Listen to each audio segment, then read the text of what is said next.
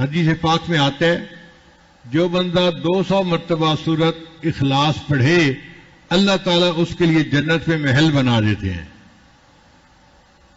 اب جو بندہ چاہتا ہے مجھے جنت میں محل ملے تو کتنا آسان ہے۔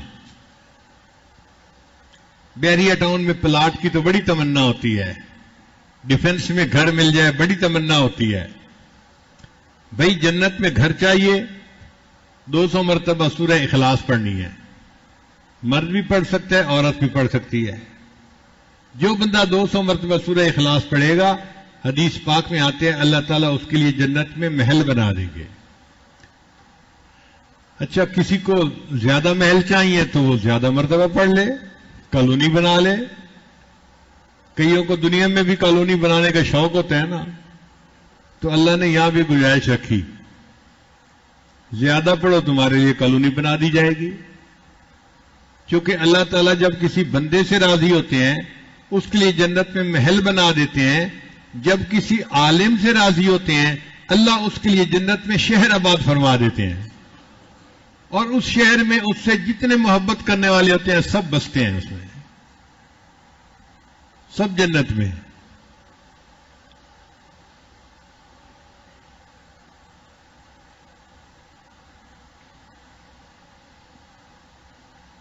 دنیا میں کالا باغ اسٹیٹ ہو سکتی ہے تو جنت میں اسٹیٹ کیوں نہیں ہو سکتی بھائی؟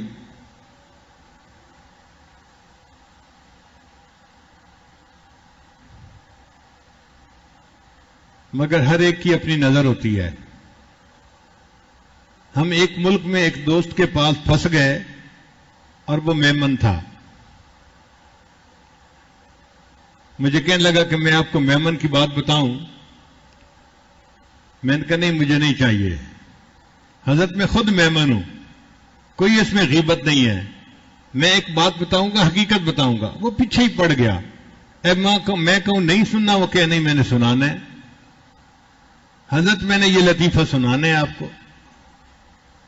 اس نے تو میرا بیٹھنا مشکل کر دیا۔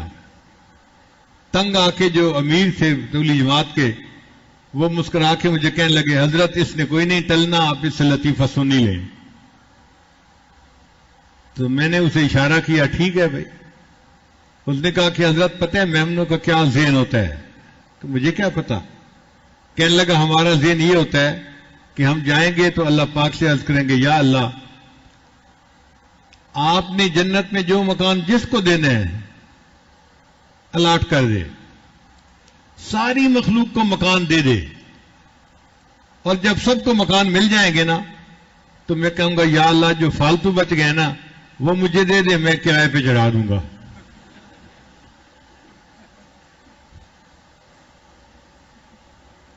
کہتے ہیں ہم میمنوں کی یہ ذہنیت ہوتی ہے کہ جنت میں بھی تمنا کریں گے کہ فالتو مکان مجھے مل جاتے تو میں کرائے پہ چڑھا دیتا۔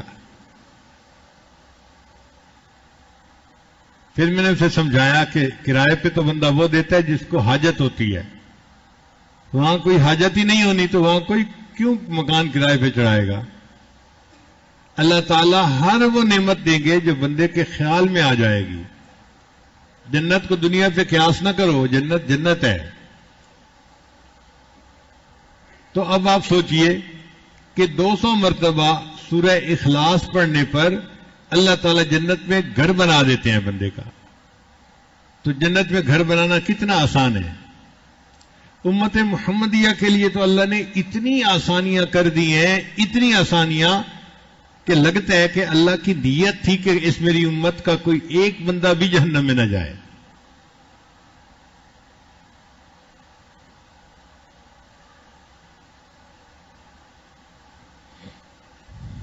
اور یہ چھوٹے چھوٹے بچوں کو سورہ اخلاص یاد ہوتی ہے۔ قل واللہ احد اللہ الصمد لم یلد ولم یولد ولم یکن لہ کفوا احد، ایک مرتبہ ہوگی۔ تسبیح لے کے بیٹھیں آپ 200 مرتبہ ایک ہی سٹنگ میں پڑھ لیں گے۔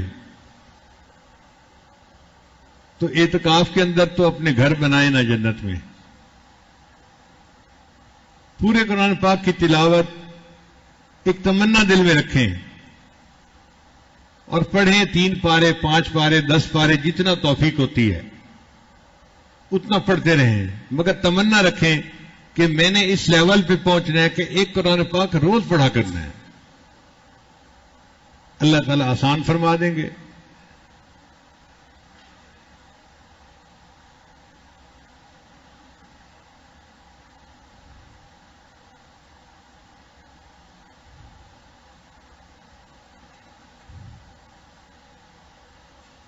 ہم نے ایک دفعہ عجیب تماشا دیکھا. ہمارا ایک دوست تھا، حافظ عبد الغفور اس کا نام تھا. وہ قرآن پاک کا عاشق تھا. ہر وقت قرآن پڑھتا رہتا تھا، چلتے پھرتے ہر وقت قرآن پاک پڑھتا تھا. کالج کے اندر بھی، ہاسٹل میں بھی، ہر وقت بازار میں جاتا تھا تو بازار بھی قرآن پاک پڑھتا رہتا تھا. عاشق قرآن بچہ تھا. ہم لوگ ہاسٹل میں رہتے تھے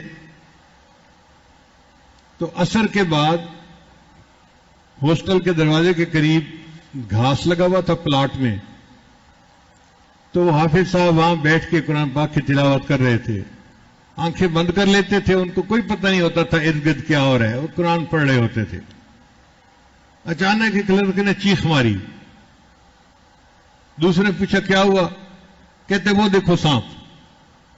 اللہ کی شان دیکھیں کہ حافظ صاحب بیٹھے قرآن پڑھ رہے ہیں اور ان کے سامنے ایک کوبرا سانپ جو ہے وہ بھی ہل رہا ہے.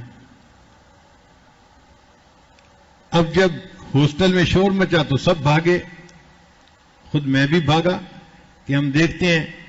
ہم دور کھڑے دیکھ رہے تھے، حافظ صاحب بیٹھے قرآن پاک پڑھ رہے ہیں اور وہ سانپ جو ہے وہ ہل رہا ہے ان کے سامنے. لوگ آوازیں دے رہے ہیں حافظ صاحب حافظ صاحب حافظ صاحب. وہ قرآن پڑھتا جا رہا ہے، بس پڑھتا جا رہا ہے. سورہ یاسین پڑھ رہے تھے. جب اس نے سورہ یاسین کو مکمل کیا، ہمارے سامنے سانپ نیچے زمین پر بیٹھا اور چلا گیا.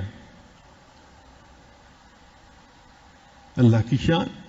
مجھے تو لگتا ہے کہ وہ کوئی جن تھا، کیونکہ سانپ تو مکلف نہیں نہ ہوتے، اور جن جو تھا اس شکل میں آیا تھا اور وہ بھی اللہ کا قرآن سن رہا تھا. تو ہم قرآن پاک پڑھتے ہیں، قرآن سننے کے لیے جن آ جاتے ہیں.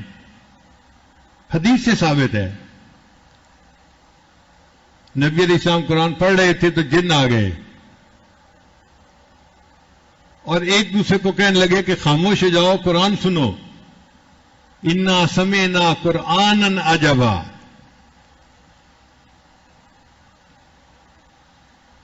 تو اللہ تعالیٰ نے ہمیں یہ نعمت دی ہے قرآن مجید کا پڑھنا. یہ توفیق ایک نعمت ہے، اس کی ہم قدر کریں اور قرآن پاک کو زیادہ سے زیادہ پڑھنے کی کوشش کریں.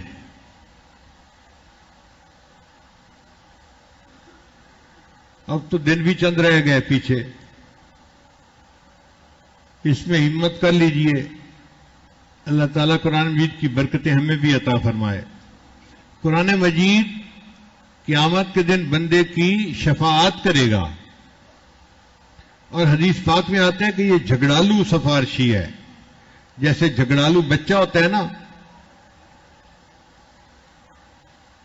ماں باپ سے بات منوا کے رہتا ہے،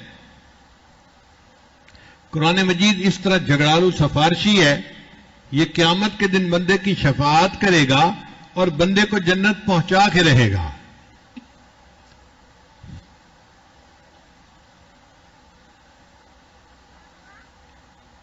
ایک صاحب نے خواب دیکھا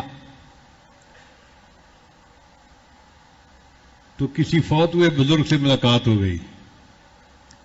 پوچھا حضرت آگے کیا بنا؟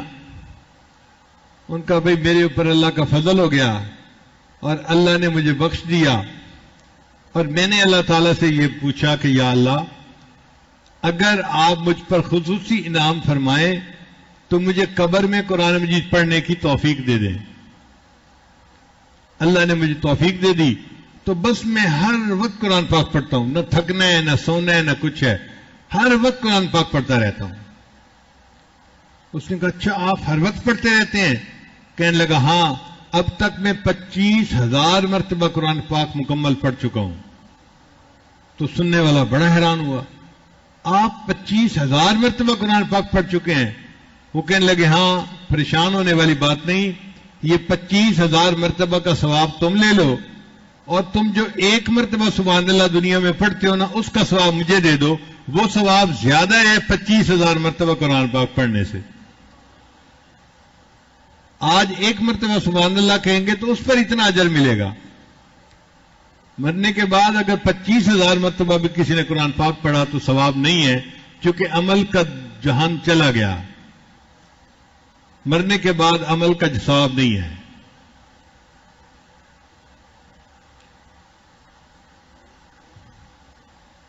اس لیے کہتے ہیں جب تک سانس ہے تب تک چانس ہے، جب تک سانس ہے۔